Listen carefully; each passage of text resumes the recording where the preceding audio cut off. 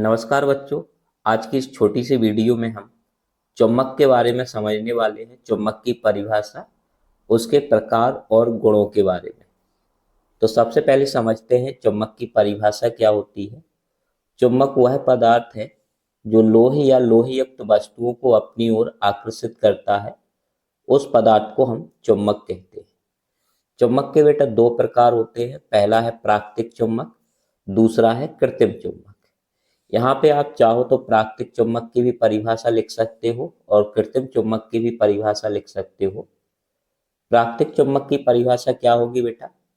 प्राकृतिक चुम्बक की परिभाषा होती है वह चुम्बक जो प्रकृति में स्वतंत्र रूप से पाया जाता है, उस चुम्बक को हम प्राकृतिक चुम्बक कहते हैं।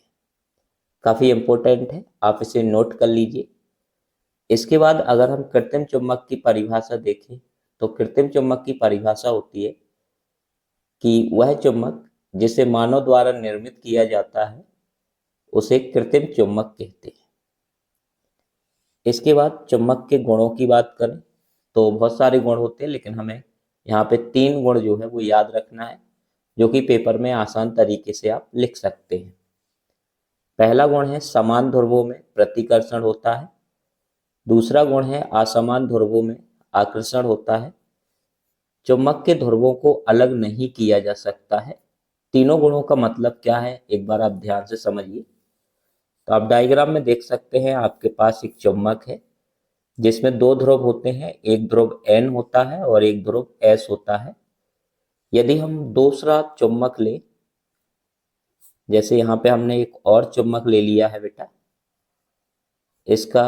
इसको हम N ध्रुव नाम देंगे और इसको S ध्रुव नाम देंगे।